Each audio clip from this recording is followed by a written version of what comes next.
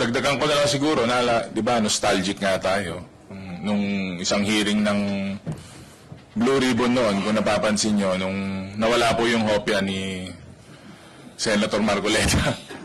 Tapos kinain po yata ni dating Congressman Paduano yung hopya niya. Nung break po namin, napansin ko na may baon po na hamburger ang Office of the Vice President. May baon po silang Jollibee. Si Senator Marcoleta lang po ang binigyan niya na congressman ng cheeseburger nun. So, siguro medyo may level of closeness sa pagkakaibigan sila without naman judging kung ano man ang relasyon ng pagiging senador or OVP. Siguro one of her BFF siguro kasi siya lang yung binigyan nga ng cheeseburger na congressman. Kami hindi binigyan. Mabuhay Pilipinas! Ayan, nandito na naman ako kasi nanggigigil ako sa isang marites na komentaryo or opinion ng isang kongresista na bigotilyo, which is si Congressman Paulo Ortega ba yun? Anyway, nagmamarites, minamasama yung pagmamalasakit na nabigyan si Senator Rodante Marcoleta at ginagawa ng issue na may closeness na daw si Senator Rodante Marcoleta at saka si BP Sara. Kasi binigyan ng hopya at binigyan ng cheeseburger. Gutom ka ba nun, Kong Ortega, the time? Inggit ka?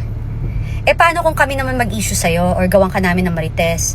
Close kayo ng mga maletagang. 'Di ba? Alam mo, gamitin mo yung pag-iingay mo sa tamang tamang paraan. Antahitahimik nyo sa flood control project. Pwede ba? Pag-usapan nyo 'yan. 'Di ba? Mag-special session kayo about it kung talagang ang iyong layunin is ikabubuti ng bayan at mamamayang Pilipino. 'Di ba? Ang galing-galing. Parang galing-galing mo lang marites eh. Pag-usapan mo ang flood control scam project. Bakit? May maleta po ba kayo? Nagtatanong lang po ako. Kasi, issue sa'yo yung cheeseburger at saka hopya. Pero hindi sa'yo issue yung flood control scam project. Na trilyon na pinag-uusapan natin ngayon na ninakaw sa kaban ng bayan na walang napuntahan. Sige nga, mas maniniwala pa ako kung ang pag-uusapan mo is yung flood control scam project. Hindi yung magmamarites ka at gagawan mo ng issue na nagbigayan ng cheeseburger at saka ng hopya issue. Issue sa'yo. Ang galing no? Ang galing. Ang talino. Talinong issue. Mas issue sa'yo yon kesa dun sa flood control scam project. Mag-ingay ka tungkol dun. Kung talagang hindi ka kasabwat, pag-usapan mo yun. Bakit takot na takot kayong pag-usapan yun? Bakit dinadivert yung mga issue? 'Di ba? Sana wala kaming makitang flood control mo. 'Di ba? Na bogus. Sana wala ka. At sana din, talagang hindi ka kasali sa maleta. Yun lang. Okay?